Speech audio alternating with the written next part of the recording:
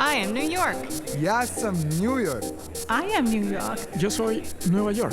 Sono New York. Je suis New York. Welcome to DiverseCITY, where we explore New York's eclectic enclaves, one neighborhood at a time. I'm Zyphus LeBron.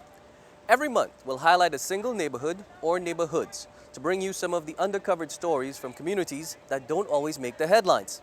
This month, we're here in St. George, Staten Island, a community located on the island's traditionally less affluent North Shore. The area is going through a bit of a transition. An influx of residents fleeing Manhattan's high rises and high rents is already leading to a spike in housing prices. However, the people who are expected to have an even bigger impact are tourists. Tourists who will patronize the many high-end outlets being built as part of a major waterfront development. On this episode, you'll hear about some of the expectations associated with these outlets.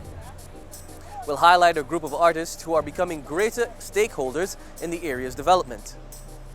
Then, a bit of the area's morbid history. Those stories and more as we explore St. George, Staten Island.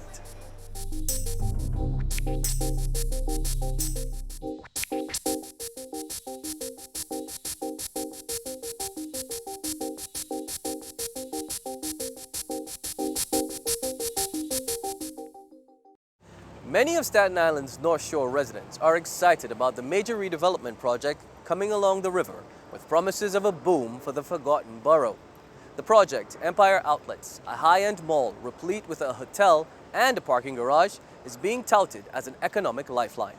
Gary Pierre filed this report on how St. George residents are hoping for an economic spillover into their community.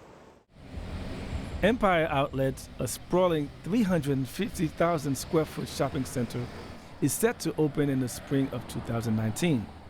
The mall is part of a $1.6 billion investment along the Staten Island waterfront in the St. George section. There are plans for hotels, parking garages, and other attractions. Residents, business owners, and borough officials hope the project will transform the area from a transient outpost to a hub of activity. Their goal is to entice tourists and maybe even more New Yorkers to take the 20-minute ferry ride from Manhattan. So right now we see about 1 to 2 million visitors riding the ferry each year. We anticipate that once the outlets open, that number will jump to 6 to 7 million tourists a year. And our hope is that they will be spending money and enjoying not only the Empire Outlets, but everything else that Staten Island has to offer. Staten Island is less than half-hour by boat from Manhattan, but is often viewed as a world away. The story of Staten Island could be called a tale of two boroughs because of the disparity between the affluent South Shore, traditionally white, ethnic, and Republican, and the North Shore, working class and more diverse. According to a recent 96-page report by a nonprofit that advocates for children, the North lags behind the South in crucial indicators like employment opportunities, education, and housing. I welcome the development, because, Staten Island, they say, is the forgotten borough, but the North Shore is the forgotten community because historically it has not benefited from the development that the rest of the island has enjoyed. It's the most diverse segment of Staten Island. It's also been the segment that's been mostly underfunded and underserved. So there's a lot of social service organizations that are in the downtown area of Staten Island. Born and raised on Staten Island, Bobby DG is a community activist, entrepreneur, and most recently, an unsuccessful candidate for the 61st Assembly District. Now what this new development boom means for the North Shore is this. If done right, because it's still in the process, more opportunities for immigrant communities, for minorities, the middle class, to grow the middle class, right?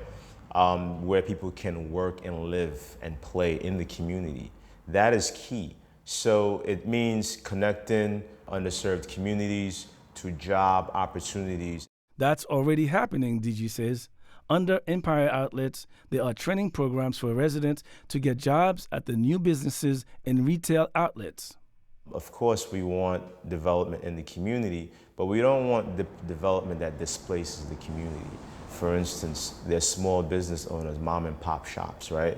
if there isn't sort of a very intentional and comprehensive, and cohesive plan to ensure that it's not developed in a way where it hurts or it hyper-gentrifies the community, then it's a good thing. For Sammartino, the development means something more. So I think with new development and new people coming in, there's always some elements of fear. And I think that North Shore residents are, I think they're equal parts looking forward to welcoming a new population into the new economic development, and a little apprehensive about it. I think that we have a wonderful, diverse mix of people here on the North Shore. To be honest, I think that this new development will actually help us to see maybe a little bit more diversity throughout the entire borough. And that's something that's really exciting and something we should celebrate. For Diverse City, I'm Gary Pierre.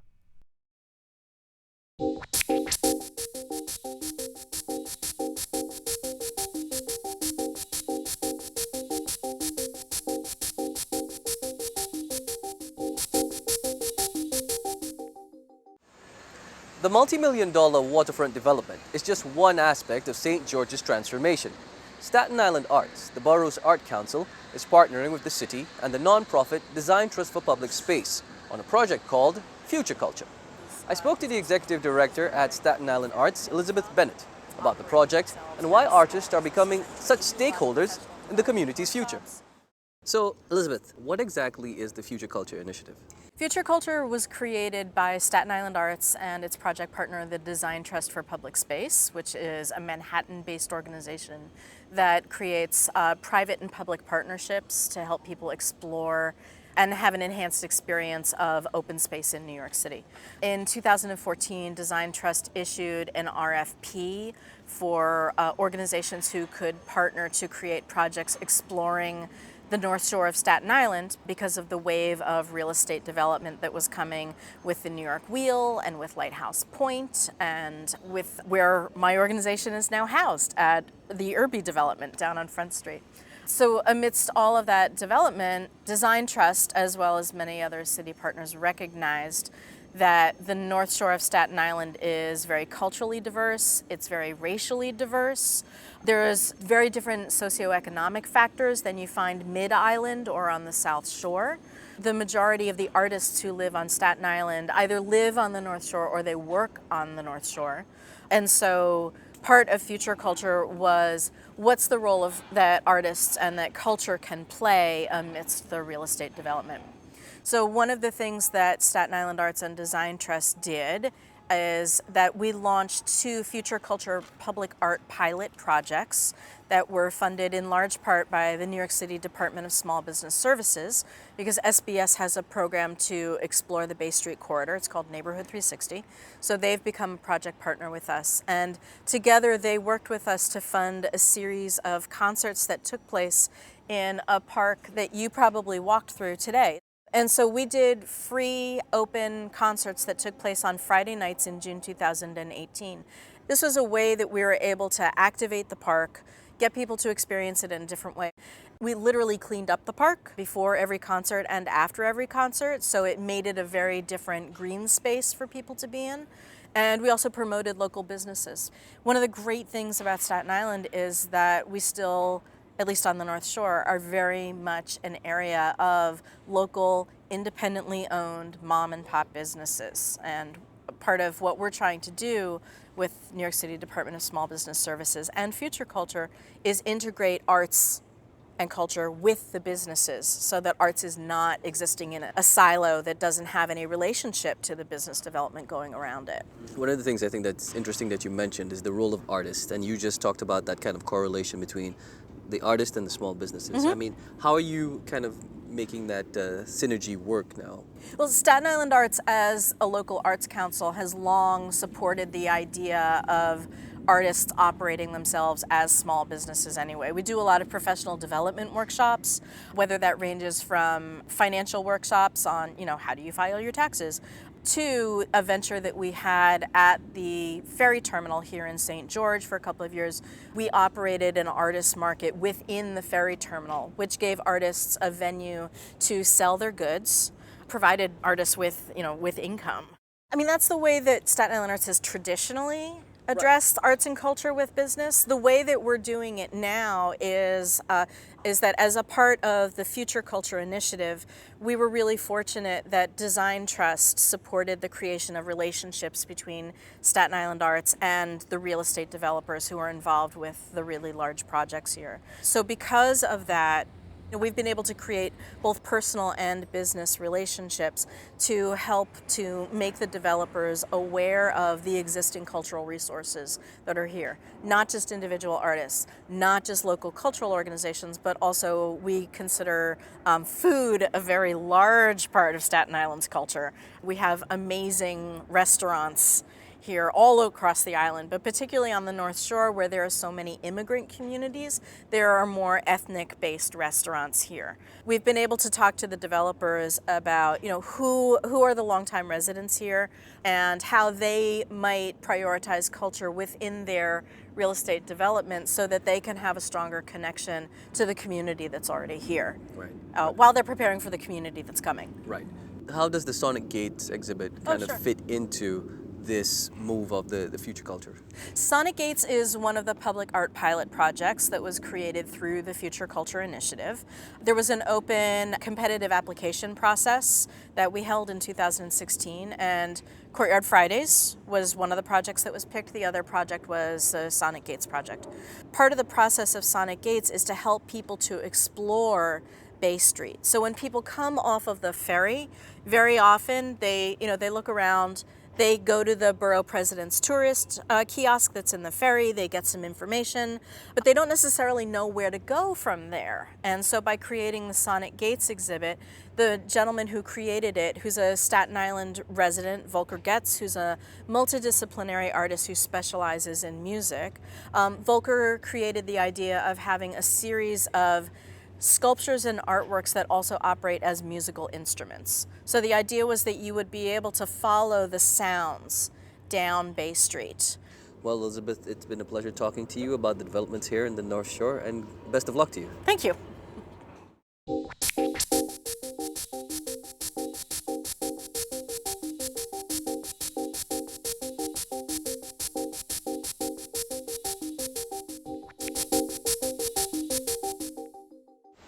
Every neighborhood has a seasoned stalwart, whether it's the bodega owner who's weathered good times and bad, or the record store guy who's larger than life. These are the people who've seen their blocks change over the years and are part of the community's DNA. The first of these stalwarts that we'll feature is St. George Pharmacy owner Al Gentili. Gentili's been in business for more than 30 years and has won several awards for his community service. He tells us more about his time in St. George and a recent ordeal that nearly put him out of business. We took over the St. George Pharmacy in 1983, October 3rd. It was always my goal to own a private pharmacy as opposed to being part of it, working for a chain. I thought it would provide a good income for my family, which I planned on having, which I have 2 children now. Why have I stayed? I just believe in finishing what I start. The neighborhood gave me an opportunity to be successful. I said last year at I received an award for community service. I was interviewed, and I think one of the quotations I said was that business here is like a two-way street. I support the people who support me, and that's the bottom line. Have a nice day. Thank you, you too. The neighborhood has changed several times. It's a lot of the people that were here when I got here aren't here anymore. They've either moved on or unfortunately passed away. A lot of their children have stayed. I'm actually taking care of now the 3rd generation of family members. I have people that came in with their parents now coming in with their kids. And as far as the neighborhood itself, the businesses have changed a little bit. I think the neighborhood is developing, it's regenerating itself. It's not what it used to be. A lot of people have the wrong idea about St. George. I think it's one of the up-and-coming neighborhoods, finally. We're right now receiving a new population in the area. We have a lot of younger people moving in from Manhattan. The rents are somewhat less than Manhattan. They used to be a lot less than Manhattan. Now they're starting to pick up a bit, but we are seeing a lot of new faces, which is good. More people, more business. 5:30 in the afternoon on June 6th, this couple of months back now, the place started filling up with smoke. and we didn't know where it was coming from. It was determined that one of the homeless members of the population here they sneak under the fence in the backyard, and there's an alcove underneath the basement door, and they use that as protection. It was a hot day, and they'd been drinking in the afternoon. They went back there, they snuck into the yard, and since it was the back of the building and the sun was on this side, they went to light a candle, and a blanket that they sat on caught fire. And instead of coming in and asking us to put it out, they ran away, and the back of the building started burning up. I would say about 90% of the inventory was lost. I was actually out there the next day for people that were bringing down empty bottles, because I have no power and no computers. If they brought the bottles down, I was telling them, I'll give you 2 weeks supply of medication for free, and just to make sure people had their medication, didn't go without it. I'd like to get back before the holidays. I am filling about 2/3 of the prescriptions I was filling right before that. A lot of people still don't know that we're open. I was able to get a trailer put in here through the help of the building department and Department of Transportation.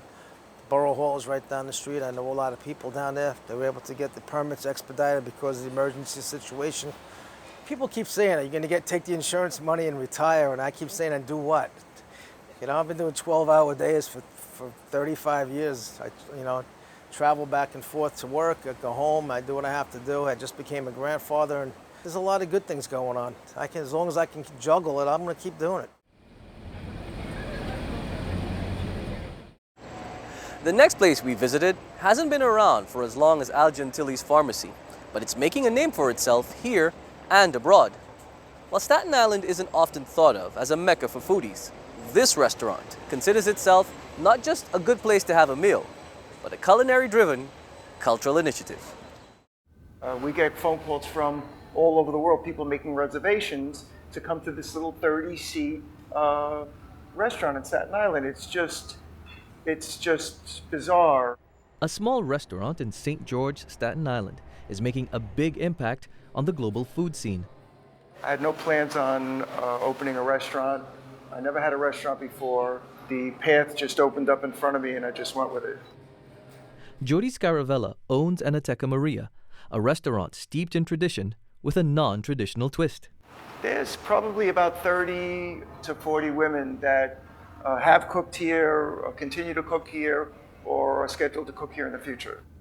Scaravella is referring to the grandmothers, or nonas, a rotation of cooks from all over the world who prepare recipes that have been handed down for generations.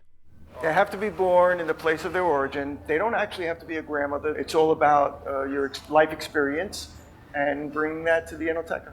What drew you to this notion of nonas in the kitchen doing the cooking?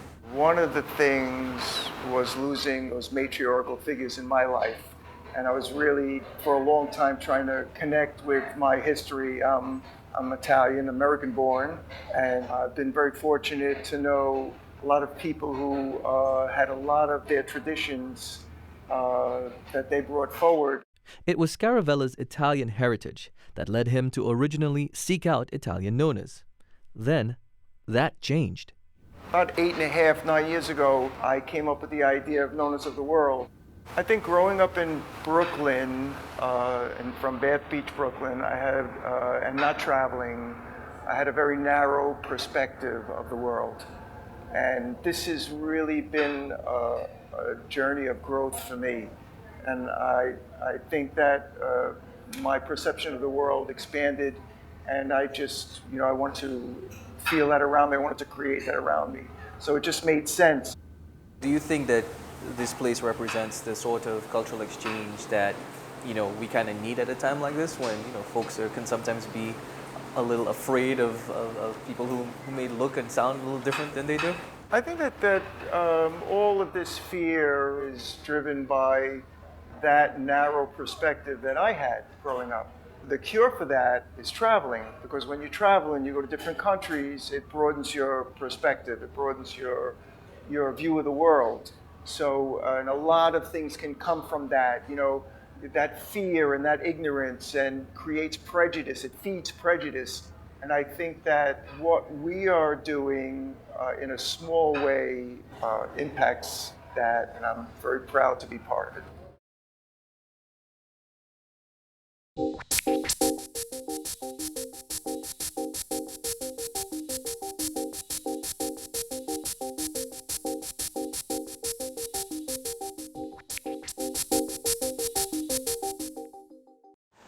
Finally, from the late 1700s to the 1800s, St. George's ports bustled with cargo and people from Europe.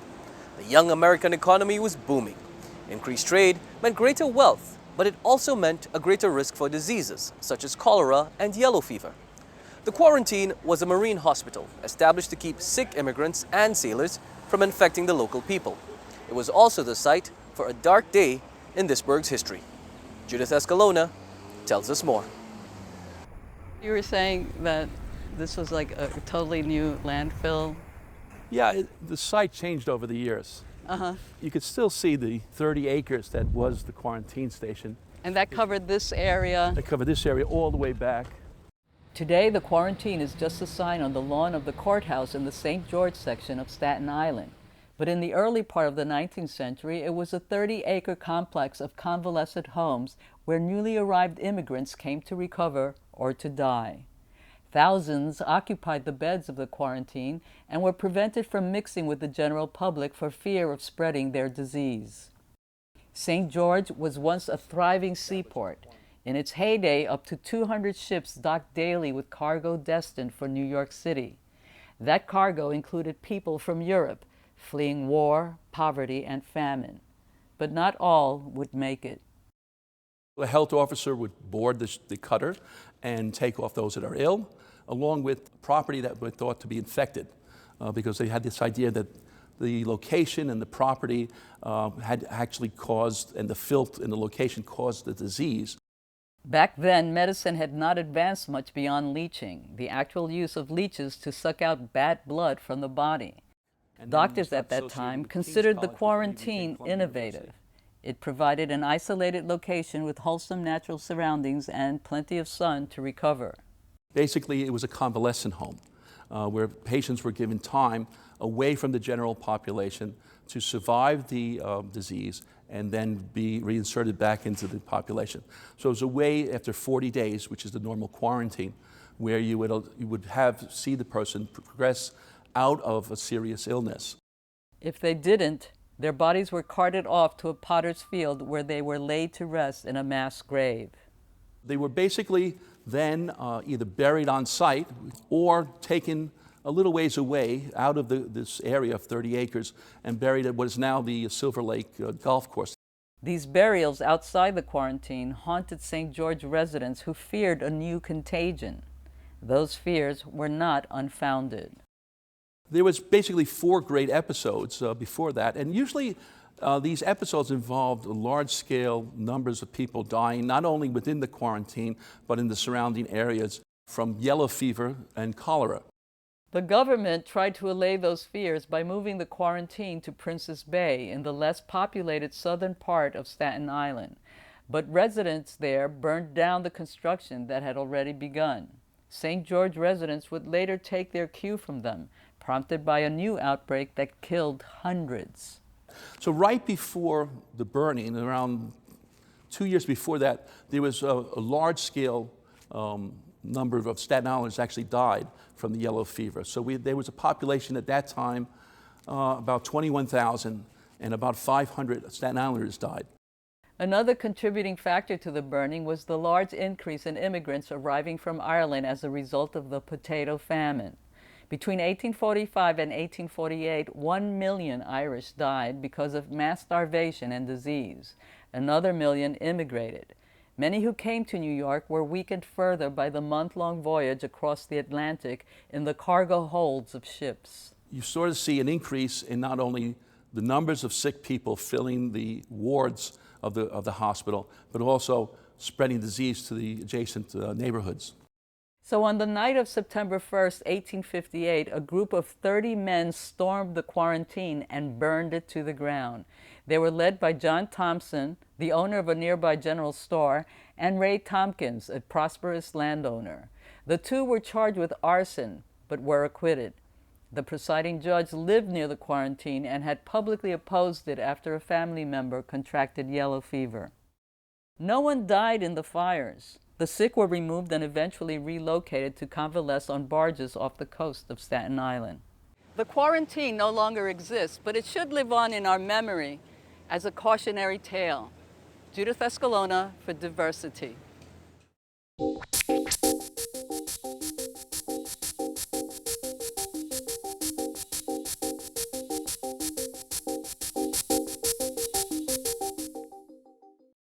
That's our look at St. George, Staten Island. Join us next month when we'll head to the South Bronx to find out more about what's going on in that part of our diverse city.